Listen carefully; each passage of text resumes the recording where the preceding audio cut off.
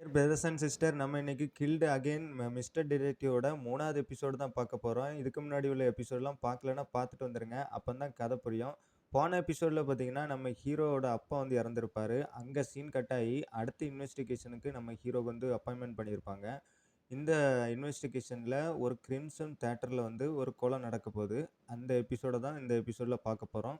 நம்ம ஹீரோ வந்து பார்த்தீங்கன்னா மொதல் 2 எபிசோடில் ஒரு பொண்ணு வந்து மூவியில் நடிக்கிறதுக்கு ஃபஸ்ட்டு முறை வந்திருப்பா. அவளை வந்து மீட் பண்ணி அவளோட பொண்ணு, அதாவது ஒரு பூனையை வந்து காப்பாற்றி நம்ம ஹீரோ வந்து அவளுக்கிட்ட கொடுத்துருப்பான். அந்த பொண்ணோட மூவி வந்து பார்த்தீங்கன்னா மூவி இந்த தேட்டரில் வந்து ரிலீஸ் ஆக போகுது.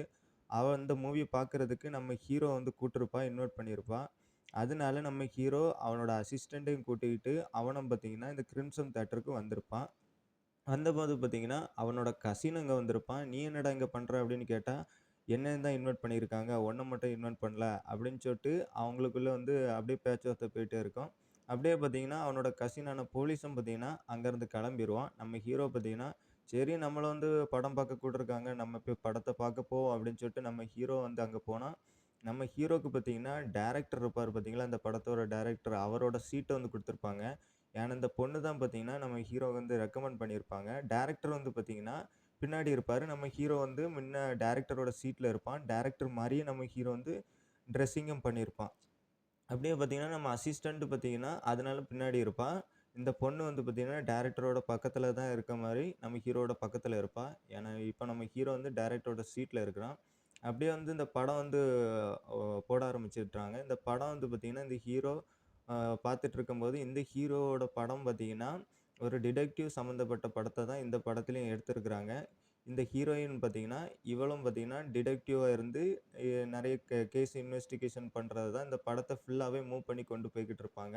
நம்ம ஹீரோவும் பார்த்துட்டு இருக்கும்போது பார்த்தீங்கன்னா, சடனா வந்து நம்ம ஹீரோக்கு பின்னாடி இருந்து யாரோ அவனோட வாயில அந்த துணிய வச்சு அப்படியே பண்ணி அவன வந்து கொன்னுடுறாங்க. கொன்னோனே பார்த்தீங்கன்னா, அந்த கொலைகாரனும் பார்த்தீங்கன்னா, சரி இவன் இங்கேருந்து இறந்துட்டான். நம்ம இங்கேருந்து தள்ளி போயிருவோம் அப்படின்னு சொல்லிட்டு அந்த கொலைகாரனும் போயிர்றான். கொஞ்சம் கழிச்சு நம்ம ஹீரோ வந்து நம்ம அசிஸ்டன்ட் வந்து எழுப்புறா. "என்ன நான் வந்து இந்த படத்த பார்த்துட்டு தூங்கிட்டேனா?" அப்படின்னு சொல்லிட்டு நம்ம ஹீரோ வந்து கேட்கும்போது, "இல்ல உங்கள வந்து யாரோ கொன்னுட்டாங்க. அதனால தான் நீங்க வந்து தூங்குன மாரி ஆயிட்டீங்க." அப்படின்னு சொல்லும்போது, "அப்ப நான் இறந்துட்டேனா?" ஏன்னா நம்ம ஹீரோவுக்கு வந்து திரும்ப உயிரோட வரக்கூடிய பவர் இருக்கு. அதனால நம்ம ஹீரோ வந்து உயிரோட வந்துட்டான்.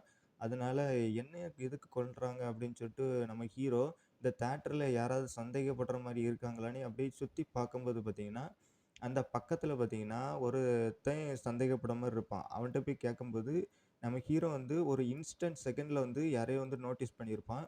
அப்பந்தான் இவனோட அந்த கண்ண வந்து பார்த்திருப்பான்.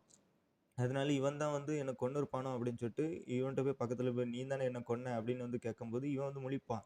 இவன் என்னடா இன்னும் உயிரோட இருக்கான்? நான் தான் கொன்ட்டனே அப்படின்னு சொல்லிட்டு இருக்கும்போது, ஏன்னா அந்த துணியில வந்து இவன் பாய்சன் வந்து குடுத்திருப்பான். அந்த பாய்சன வச்சு ஆனா நம்ம ஹீரோ வந்து, "என்னோட அசிஸ்டன்ட் வந்து என்ன காப்பாத்திட்டா" அப்படின்னு சொல்லிட்டு அவனோட பவர் வந்து இவன்ட்ட சொல்லல.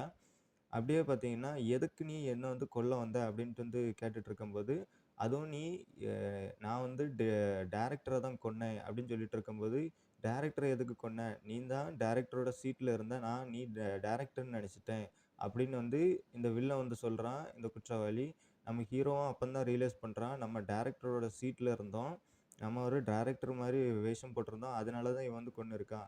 டைரக்டர கொல்றதுக்கு அளவுக்கு அப்படி என்னதான் உனக்கு பிரச்சனை? அப்படின்னு வந்து கேட்டுட்டு இருக்கும்போது, இந்த மூவிய வந்து இந்த தியேட்டர்ல நான் வந்து ரிலீஸ் பண்ணக்கூடாதுன்னு இந்த டைரக்டர்ட்ட சொல்லியிருந்தேன். அப்படின்னு சொல்லிட்டு இந்த குற்றவாளி வந்து நம்ம ஹீரோட்ட வந்து சொல்லிக்கிட்டு இருக்கிறான். எதுக்கு வந்து இந்த மூவி வந்து ரிலீஸ் பண்ணக்கூடாது? அப்படின்னு நம்ம ஹீரோ வந்து கேட்டுட்டு இருக்கும்போது, அதெல்லாம் உன்னிட்ட ஏன் நான் சொல்லணும்? அப்படின்னு கேட்டுட்டு இருக்கும்போது, சொல்லனா உன்னோட நிலைமை வேற மாரி ஆயிரும் அப்படின்னு சொல்லிட்டு நம்ம ஹீரோ சொல்லும்போது, அவன் பயந்து சொல்ல ஆரம்பிக்கிறான்.